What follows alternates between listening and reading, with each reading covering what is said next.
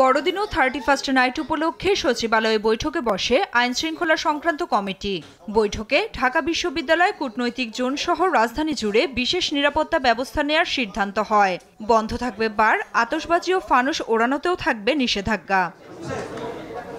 বৈঠক শেষে এসব তথ্য জানান স্বরাষ্ট্র উপদেষ্টা জাহাঙ্গীর আলম চৌধুরী। বলেন, বিশৃঙ্খলা এড়াতেই এ সিদ্ধান্ত। 25শে ডিসেম্বর বড়দিন এবং 31শে ডিসেম্বর 31st নাইট উদযাপনটা যেন ভালোভাবে হয় এবং কোনো ধরনের যেন কোনো আইন শৃঙ্খলা পরিস্থিতি কোনো ধরনের কোনো অবনতি না হয়।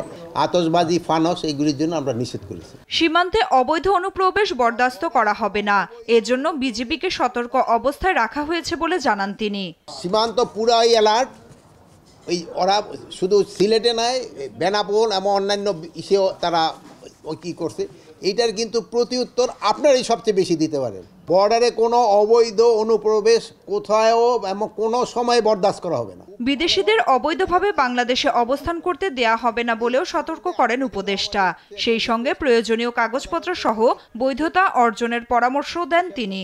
কোনো বিদেশি অবৈধভাবে বাংলাদেশে থাকতে দেওয়া হবে না। অনেক দেশেরই আছে, আমি কোনো দেশের নাম মেনশন করতে চাচ্ছি না, বাট কোনো দেশেরই আমরা এই অবৈধ নাগরিককে বাংলাদেশে থাকতে দিব না। এছাড়া ভারতীয় মিডিয়ায় অপপ্রচারের বিরুদ্ধে সত্য প্রচার করতে দেশের গণমাধ্যমের প্রতি আহ্বানও জানান স্বরাষ্ট্র উপদেষ্টা।